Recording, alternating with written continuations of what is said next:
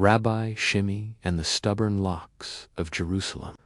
Most rabbis study scripture, teach wisdom, and help guide their communities. Rabbi Shimei Rosenberg did all that Tand carried a tiny leather pouch full of lockpicks. He didn't advertise that last part, but in the old city of Jerusalem, word travels faster than a runaway shopping cart rolling downhill toward the Mahane Yehuda market.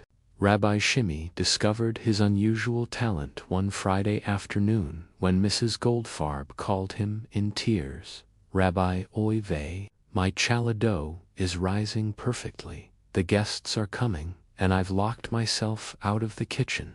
Shimei scratched his beard thoughtfully. "Mrs. Goldfarb, your kitchen window has those old British mandate locks, doesn't it?" "Yes, terrible things. Stubborn, like my cousin Yitzhak." Said the rabbi. "I'll be right there." He arrived, pulled out two slim pieces of metal, and tapped Tikatsnik. The window popped open. Mrs. Goldfarb declared it a miracle. Shimei insisted it was just helping a neighbor in a time of need. But the legend had begun. Soon, people all over Israel came to him with emergencies. A busload of tourists trapped outside their hotel because someone misplaced the key. A young couple on Mount Carmel locked out of their car with the wedding rings inside. A falafel vendor whose metal cart latch jammed, threatening to ruin lunch for half of Haifa. Each time, Rabbi Shimei showed up, tools in hand, smiling like a man who had just been blessed with an extra rugalock. He always said the same thing: a locked door is just a problem waiting for a kind solution.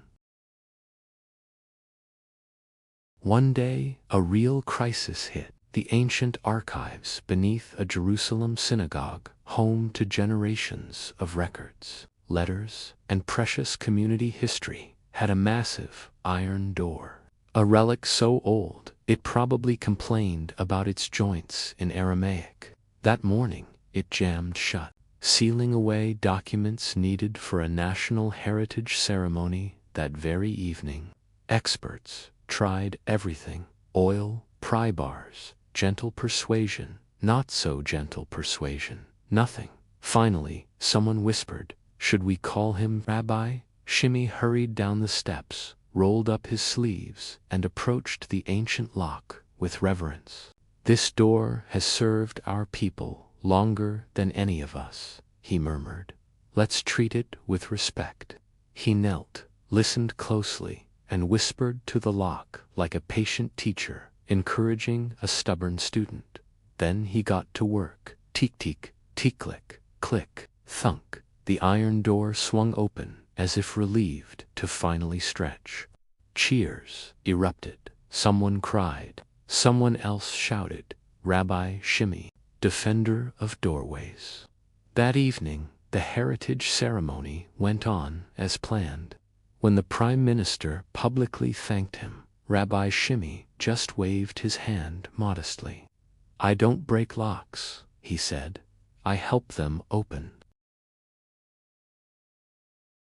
And so the people of Israel gained an unusual hero, Rabbi Shimei, the holy lock-picker, a man who used his skill not for mischief, but for kindness, community, and keeping life running smoothly. And wherever a stubborn lock clings shut across the land, you can still hear the whispered hope: maybe the rabbi is nearby.